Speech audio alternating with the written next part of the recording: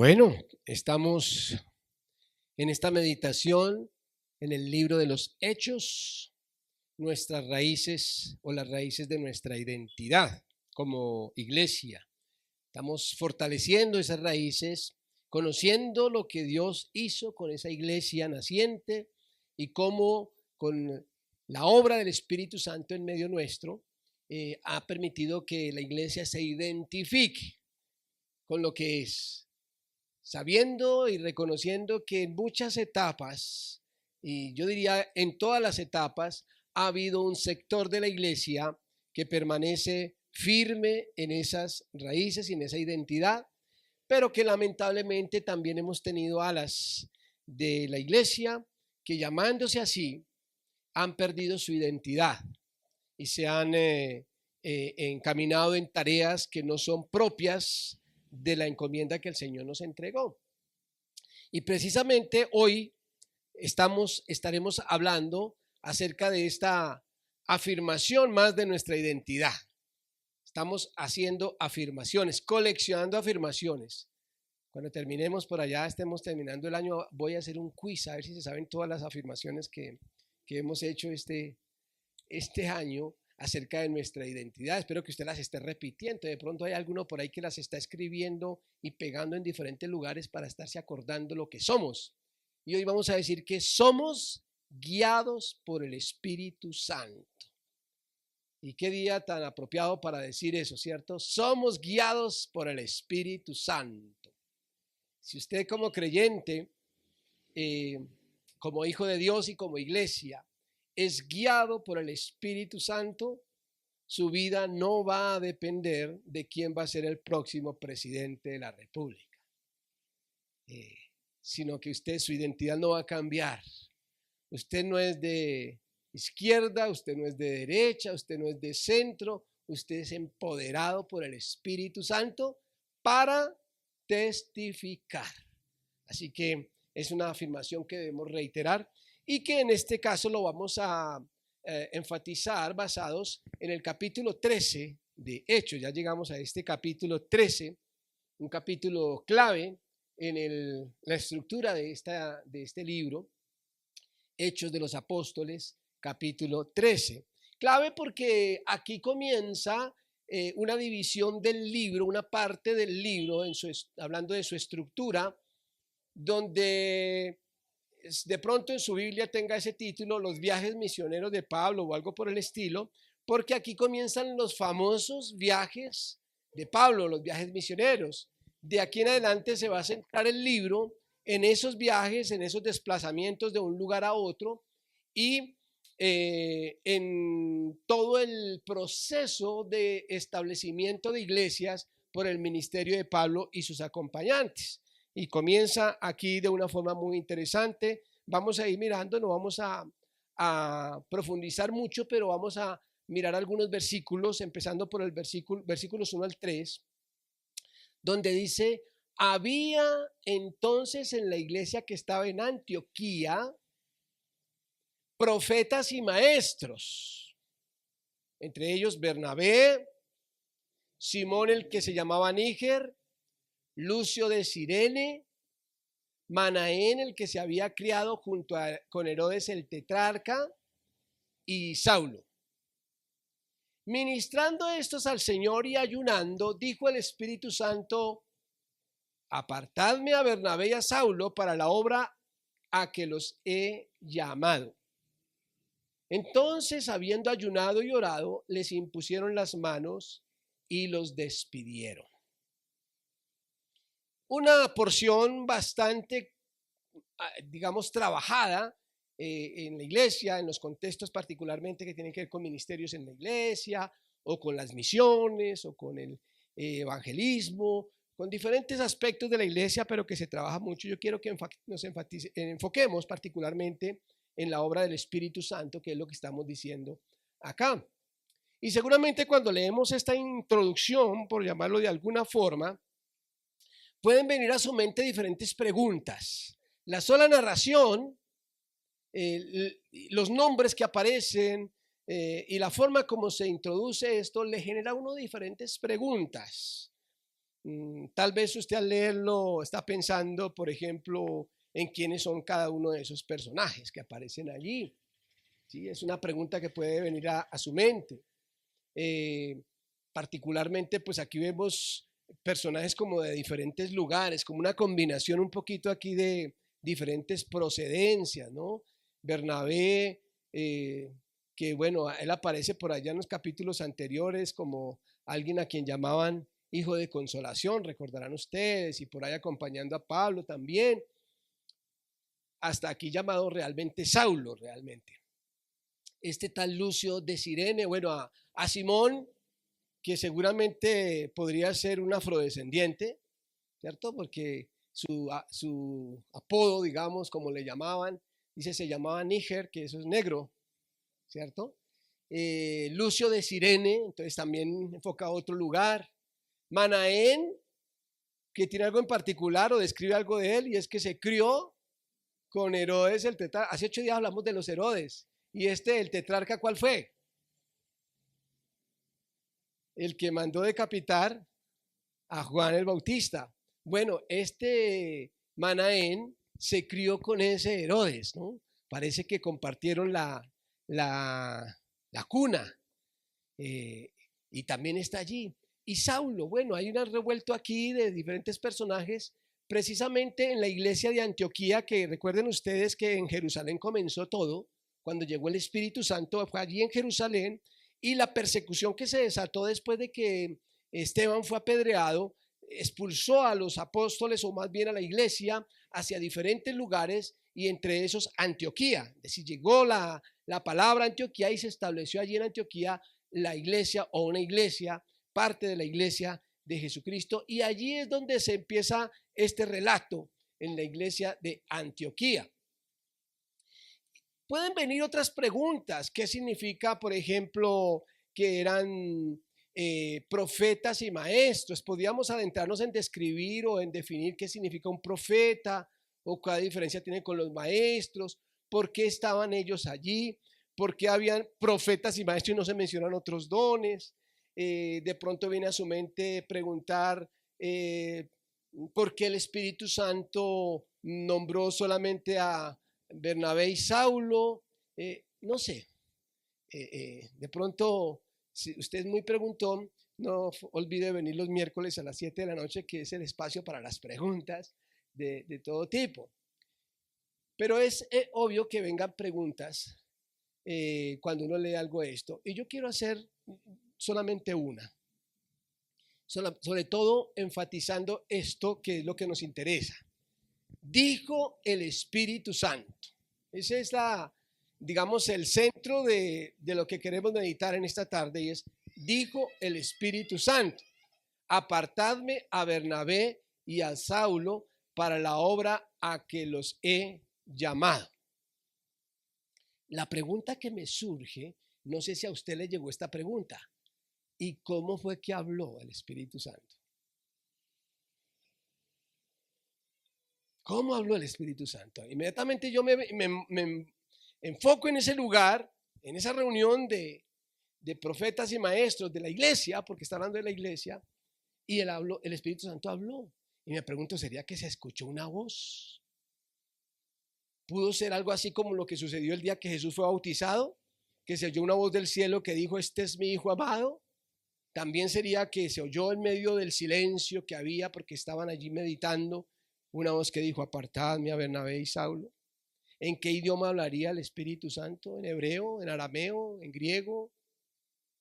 O de pronto fue que le dijo a alguno de los que estaba allí, y entonces él se paró y dijo, mire, el Espíritu Santo me acaba de decir que debemos enviar a Bernabé y a Saulo.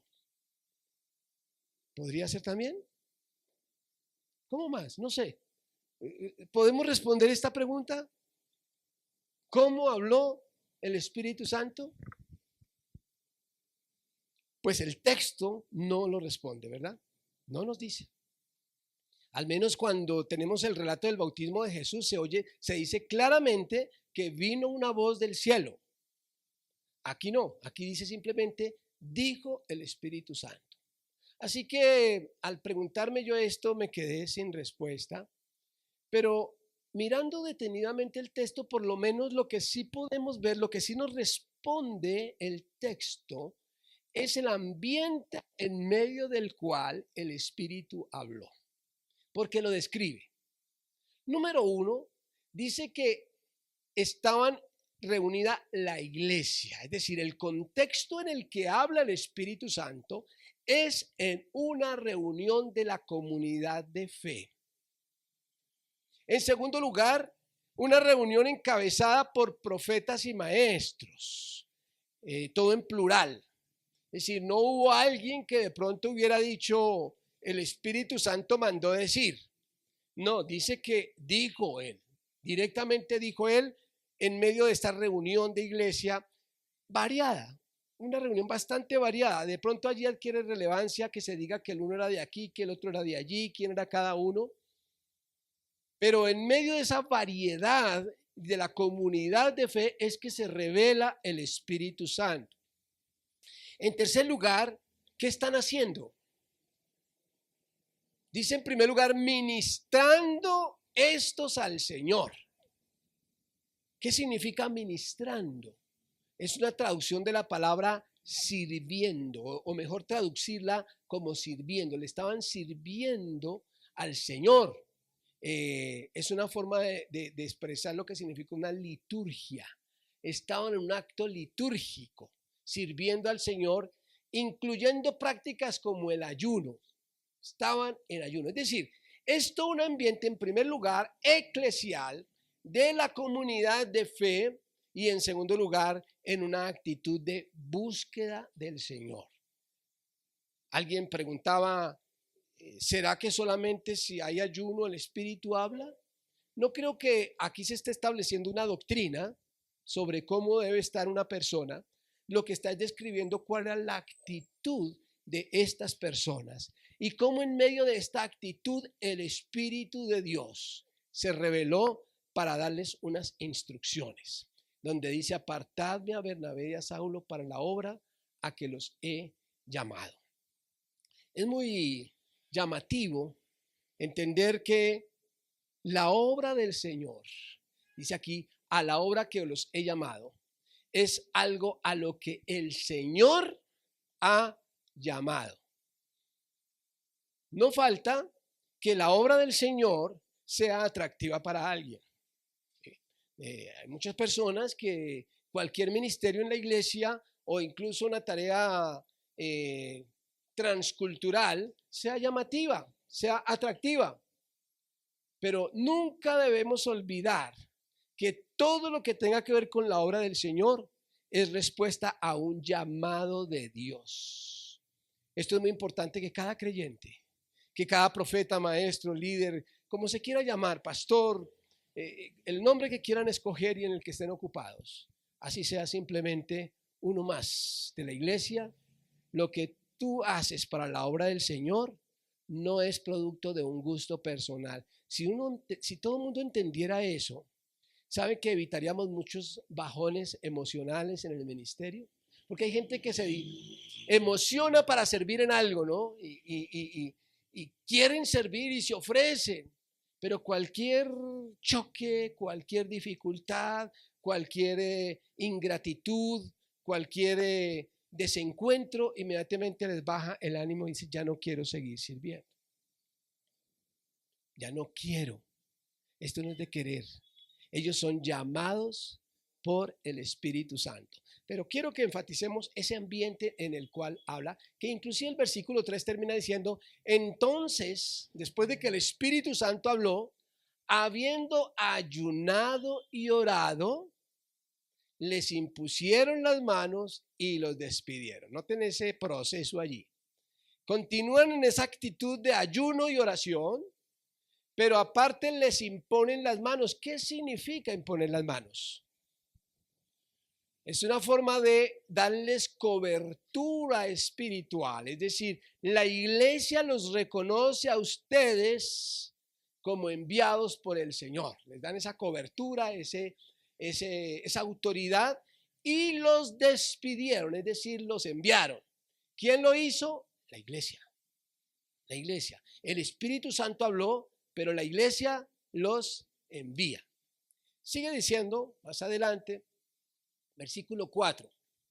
Ellos entonces, enviados por el Espíritu Santo, descendieron a Seleucia y de allí navegaron a Chipre. Y llegados a Salamina anunciaban la palabra de Dios en las sinagogas de los judíos. Tenían también a Juan de ayudante. Otros versículos que despiertan otras preguntas. ¿Cuántas preguntas pueden venir aquí? Pero como estamos enfatizando, yo quiero aquí marcar esto. Enviados por el Espíritu Santo. Ya habíamos dicho en el versículo 3 que la iglesia, el liderazgo que había allí, profetas y maestros, son los que oran, les imponen las manos y los despiden. Pero luego en el versículo 4 dice, enviados por el Espíritu Santo. ¿Notan esa relación? Es el Espíritu Santo quien les está enviando, llamando, pero lo hace a través de la iglesia. En este sentido empieza a perder un poco la importancia de cómo fue que habló el Espíritu Santo. Lo importante aquí es que el Espíritu Santo está obrando a través de la iglesia. Es Él el que obra. Es Él el que opera. Él es el que llama, Él es el que envía, pero lo hace por medio de la iglesia, no al margen de ella. Desde que el Espíritu Santo en el capítulo 2 llegó sobre la iglesia, el Espíritu Santo vino a quedarse. El Espíritu Santo vino a morar en su cuerpo, la iglesia, pero para obrar a través de la iglesia. Hay veces que la confusión con respecto a la obra del Espíritu Santo, al hablar del Espíritu Santo, lleva a muchos a tener ciertas expectativas equivocadas. Por ejemplo, he escuchado a algunos predicadores, maestros o simplemente personas que evangelizan uno a uno que dicen, yo me encargo de hablar, yo me encargo de predicar, pero la Biblia dice que la obra la hace el Espíritu Santo. Dice que Él es el que convence de pecado, por ahí en algún lado dice así. Así que yo hago mi tarea y que el Espíritu Santo los convenza. Suena humilde y suena coherente, pero lo que olvidamos es que el Espíritu Santo utiliza nuestras lenguas, nuestras manos, nuestros ojos. Él no opera al margen de la iglesia, porque Él vino a hospedarse en la iglesia, a morar en medio nuestro. Por lo tanto, lo que usted haga en el poder del Espíritu Santo es el instrumento. Eso no quiere decir que no lo haga el Espíritu Santo. Si usted logra el propósito que es convencer de pecado, no vaya a decir que lo hizo usted. Pero tampoco espere que el Espíritu Santo lo haga sin usted, sin la iglesia. Siempre ha habido ese trabajo unido o intermediario de la iglesia, aunque la tarea sea del Espíritu Santo. Y aquí entonces nos menciona que descendieron y empieza todo este proceso, este viaje. Pero me surge entonces la pregunta de estos versículos, que es esta. ¿Y quién dijo que llevaran a Juan? Yo no sé si a usted le ocurrió esa pregunta, pero viene a mi mente porque termina diciendo tenían también a Juan de ayudante. Es decir, que en el viaje que ellos emprendieron se llevaron también a este Juan. Pero en lo que el Espíritu Santo les dijo, apartadme a Bernabé y a Saulo, no incluyó a Juan. ¿Quién dijo que llevaran a Juan? Y posiblemente al no decir, porque tampoco responde esta pregunta, pero al no haber dicho que llevaran a Juan, alguno diga, o sea que hicieron mal. Porque cuando dijo el Espíritu Santo que llevaran a Juan, es como cuando por allá en el Antiguo Testamento Dios llamó a Abraham y dice, vete de tu tierra y tu parentela, y como él se llevó la familia, entonces muchos dicen, ay, entonces él desobedeció porque no se fue solo. ¿Será que está obrando mal Saulo y Bernabé en llevar a Juan? ¿Será que está obrando mal la iglesia al enviar a Juan? Porque dice que también tenían de ayudante a Juan, quiere decir que no simplemente fue que ellos se lo llevaron, sino que está en esta delegación. En mi opinión, Esto confirma lo que venimos diciendo del trabajo que hace Dios a través de la iglesia. Es posible que hayan casos de personas a las que Dios llama puntualmente por nombre propio, pero también es posible que hayan personas que cumplan la obra del Señor aunque nunca hayan escuchado un llamado puntual con nombre propio.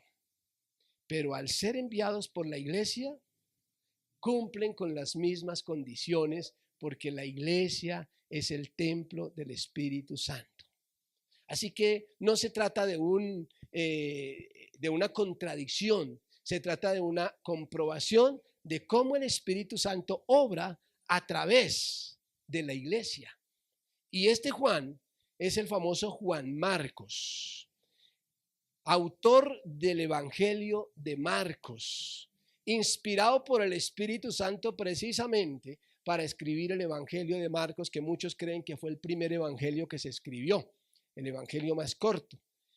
Fue usado por Dios y más adelante lo vamos a ver cómo Dios lo usa y cómo Pablo destaca la labor de este hombre, Juan Marcos, a pesar de que no estuvo en esa voz incluida en apartarme a Bernabé y a Saulo.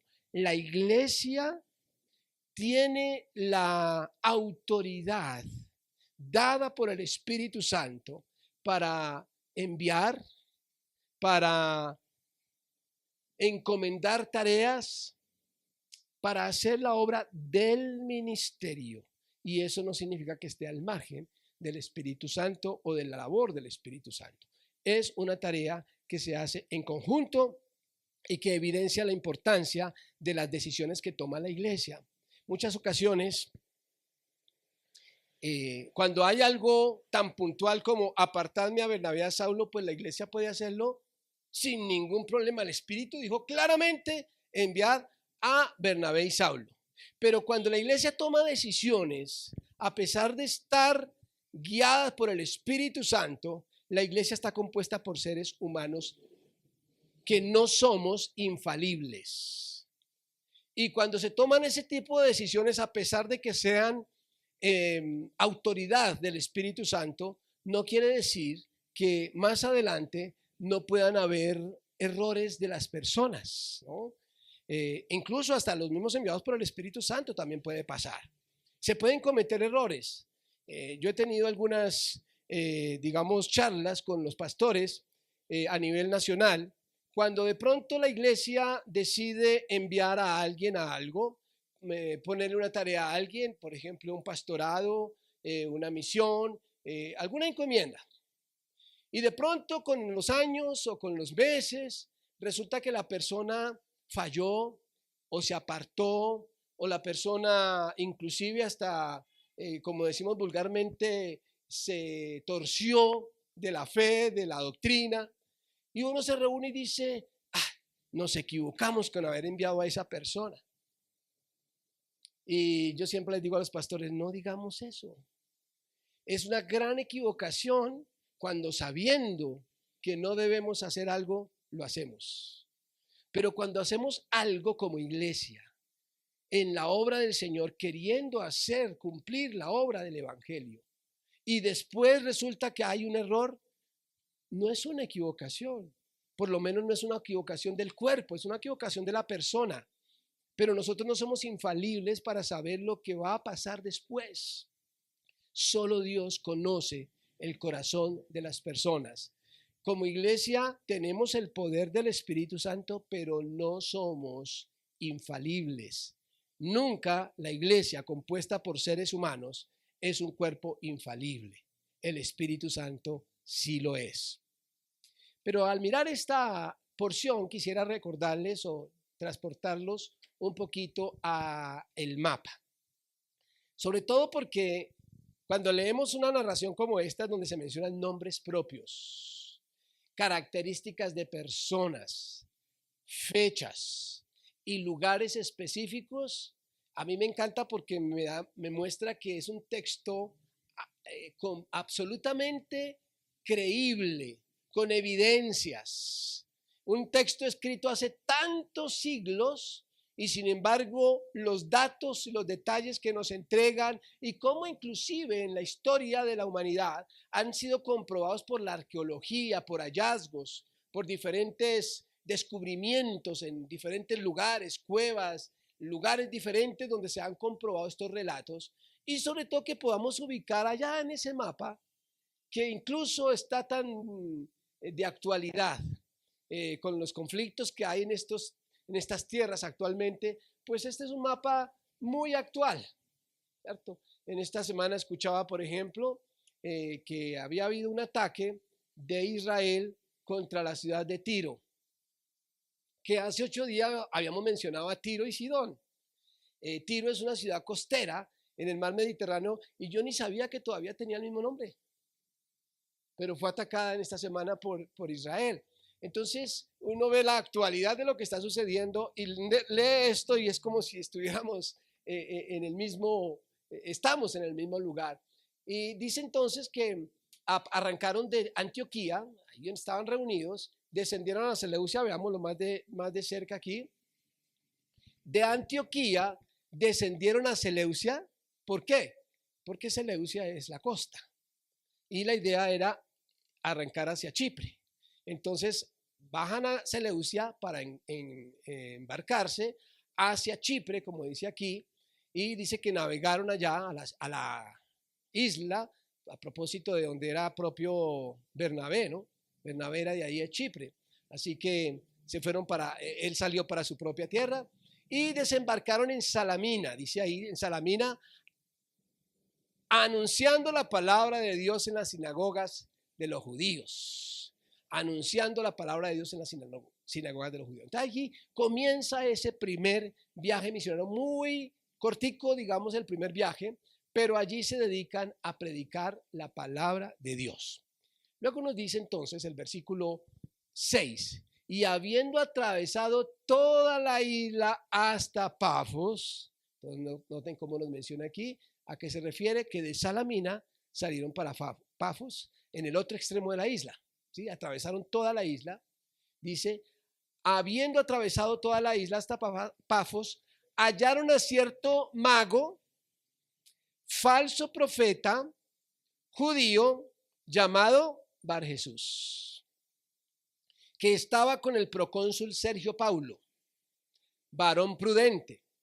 Este, llamando a Bernabé y a Saulo, deseaba oír la palabra de Dios, pero les resistía Elimas, el mago.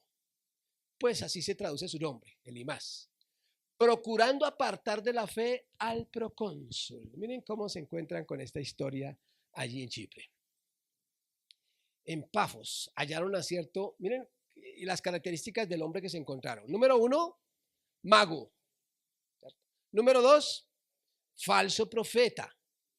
Número 3, judío. No era un gentil, un pagano, no era un judío. Y su nombre era Bar Jesús. Este hombre era un auxiliar del procónsul Sergio Paulo. Y este procónsul, que lo describen como un varón prudente, llama a Bernabé y a Saulo porque quiere escuchar la palabra de Dios. Noten el interés, ¿no? Que ya lo habíamos visto en otra ocasión también. El interés de una persona por escuchar la palabra de Dios, pero se encuentra con un obstáculo. Elimas, el mago, que hace su tarea malvada, oponiéndose a la predicación de la palabra, tratando de apartar al procónsul de la fe, que no sea posible que pueda encontrar ese camino y esa verdad del evangelio. Contra esto se encuentra Saulo y Bernabé. Y dice entonces el versículo 9, Saulo, que también es Pablo, y aquí encontramos el cambio bueno, no el cambio de nombre, sino que se empieza a utilizar un nombre diferente. Hasta aquí lo había llamado Saulo. Y precisamente aquí en el capítulo 13, donde van a comenzar estos viajes misioneros de este hombre, entonces se hace referencia al nuevo nombre, Pablo. Pero ¿qué es la novedad? simplemente Saulo es el nombre en el idioma hebreo. Y es el mismo nombre, pero en un idioma gentil, en romano, ¿cierto? Pablo es el término romano para Saulo. Y aquí, en primer lugar, van a comenzar los viajes de Saulo o de Pablo, pero además son viajes que lo van a llevar al mundo gentil. Él va a empezar a desplazarse por todos esos territorios no judíos y entonces de aquí empieza a aparecer con el nombre Pablo. Toda la historia que viene aquí en adelante, porque de aquí en los capítulos que nos restan, el personaje central va a ser Pablo, pues él va a encontrarse frente a ese mundo, a esa audiencia gentil y aparece entonces con este nombre. Por eso hace referencia aquí que Saulo, que también es Pablo, pero ¿qué dice? Lleno del Espíritu Santo. Tercera mención al Espíritu Santo. Primero, dijo el Espíritu Santo. Segundo, envió el Espíritu Santo. Y ahora llena a Pablo. Pablo lleno del Espíritu Santo, fijando en él los ojos. ¿En quién? En el mago. Le dijo: oh, lleno de todo engaño y de toda maldad, hijo del diablo, enemigo de toda justicia. Debió decirle duro porque está entre admiración, ¿cierto? ¿No cesarás de trastornar los caminos rectos del Señor? Ahora pues, he aquí la mano del Señor está contra ti y serás ciego y no verás el sol por algún tiempo. Esto es lo que le dice Pablo a este mago. Inquietante, ¿cierto? Espectacular. Esos momentos de hablar con un hijo del diablo, como le llama aquí, pues seguramente llama mucho la atención, la expresión, los que estaban viendo el asunto, y no sé cómo lo recibiría este hombre, pero fue una confrontación bastante fuerte. Pero yo hago una pregunta aquí, yo estoy haciendo preguntas. ¿Por qué hijo del diablo? ¿Por qué hijo del diablo? Porque estaba impidiendo que se predicara la palabra de Dios. Porque está lleno de todo engaño, ¿cierto? Y el diablo es el padre de la mentira. También, ¿qué más? ¿Por qué? Porque se opone. ¿Y de dónde viene ese opone? La palabra diablo, ¿cierto? La palabra Satán, la figura de Satanás, que es el opositor. Bueno, sí, claro, es evidente porque la obra que está haciendo aquí es de impedir la predicación de la palabra de Dios. Sin embargo, también llama la atención, de alguna forma, el juego de palabras que está utilizando Pablo, porque resulta que el nombre del mago era Bar Jesús, y Bar Jesús traducido es hijo de Jesús. ¿Sí? Ese Bar es como Bartimeo también, que era hijo de Timeo, ¿cierto? Bar es hijo, y hijo de Jesús, que en el Antiguo Testamento la palabra Jesús es la misma palabra Josué. Aquí entonces él tiene un nombre que significa hijo de Jesús. Entonces Pablo le está diciendo al supuesto hijo de Jesús, hijo del diablo. Entonces también nos encontramos con esta paradoja, esta contradicción, pero sobre todo por la obra que está llevando a cabo. Pablo está enfrentando una guerra espiritual. La importancia aquí de la llenura del Espíritu Santo es ver que Pablo no simplemente está enojado, no simplemente ve a este hombre como un obstáculo a desaparecer, que entre otras cosas me llama mucho la atención que diga no verás el sol por algún tiempo, ¿no? Como quien dice, esta condena no es definitiva, tienes una segunda oportunidad. Se puede ver allí de alguna forma la misericordia de Dios y lejano el interés de Pablo de simplemente condenar eternamente a este hombre, sino sencillamente confrontarlo para poder llevar a cabo su labor de predicar el evangelio.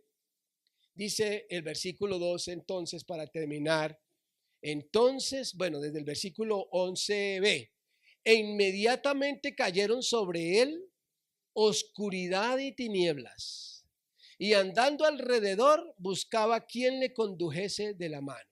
Es decir, se cumplió lo que dijo Pablo. Pero es muy importante. Pablo no simplemente lanzó una maldición porque estaba enojado. Es muy importante entender lo que Lucas está diciendo aquí, y es que eso lo hizo bajo la llenura del Espíritu Santo. Estos episodios son muy llamativos para el creyente. ¿Quién no quisiera de pronto tener ese poder para mandar callar a todo el que se opone, por enceguecer, ¿no?, a los demás, por hacer caer fuego del cielo para que consuma a los malvados? Esos poderes son muy llamativos y seguramente fascinantes, pero a veces solamente evidencian los deseos del corazón, de la carne, del ser humano. Realmente es muy importante entender que esto fue obra del Espíritu Santo con un propósito que precisamente lo vemos aquí en el versículo 12. Dice, entonces el procónsul, viendo lo que había sucedido, creyó maravillado. ¿Le impactó al procónsul el milagro? Sí. ¿Pero qué fue lo que creyó? La doctrina del Señor. El procónsul no simplemente se postró a los pies de Pablo diciendo, uy, qué poder es el que tú tienes, como la maravilla que sintió alguna vez otro mago que se llamaba Simón y que dijo, uy, ustedes dan el Espíritu Santo con las manos, venga, ¿cuánto requieren para que me den ese poder a mí también? Hay la gente que se maravilla por los poderes, por alcanzar también grandes milagros, pero a este hombre, a este procónsul, aunque le maravilló el milagro, a lo que lo llevó fue a creer la doctrina. Palabra clave. La palabra doctrina significa enseñanza. Y la enseñanza, mis queridos hermanos, entra por la razón y no por las emociones.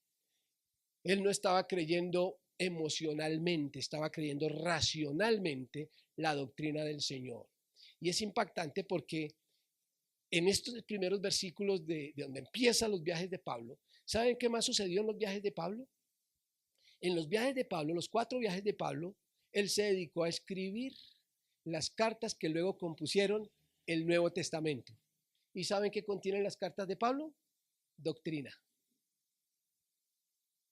En sus viajes él escribió la doctrina que usted y yo creemos hoy en día, el Evangelio de Jesucristo. Esa es la doctrina de Pablo, es la doctrina del Señor a través de Pablo. Aquí tenemos el primer convertido de la doctrina de Pablo, de la doctrina del Señor a través de Pablo, el procónsul de esta ciudad.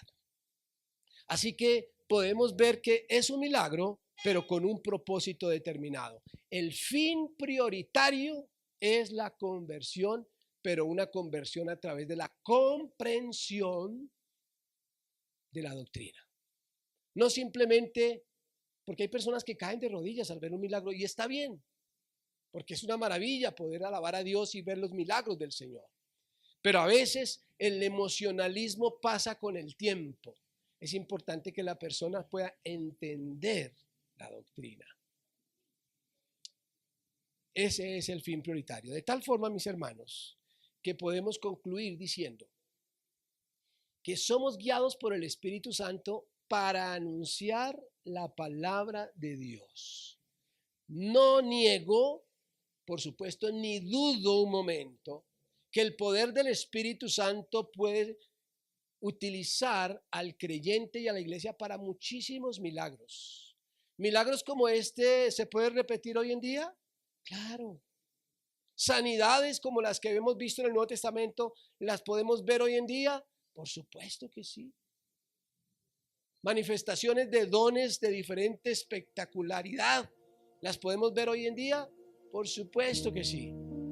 Pero cualquier espectáculo que carezca de la palabra de Dios, de la predicación de la palabra de Dios y de convencer al mundo acerca del Evangelio de Jesucristo, es solo espectáculo. Ese es el fin prioritario. Sí, somos guiados por el Espíritu Santo, Y ojalá que el Espíritu Santo les dé sabiduría para saber por quién votar. Bien. Pero esa no es la prioridad. La prioridad es compartir la palabra de Dios. Señor, te agradecemos porque somos tu iglesia, somos tu cuerpo. Y porque tú nos has dado tu Espíritu Santo para proclamar tu palabra. Si tú quieres hacer milagros a través de nosotros, aquí estamos, Señor, para que nos utilices como tú quieras. Pero, Señor, no permitas que nos apartemos ni un centímetro del objetivo prioritario, que es enseñar la doctrina del Señor, la doctrina de Jesucristo, el Evangelio de Jesucristo. Que tu Espíritu Santo nos llene diariamente para cumplir esa labor. Y lo recibimos como un llamado tuyo y no como un gusto personal. En el nombre de Jesucristo. Amén. Amén. Que Dios les bendiga.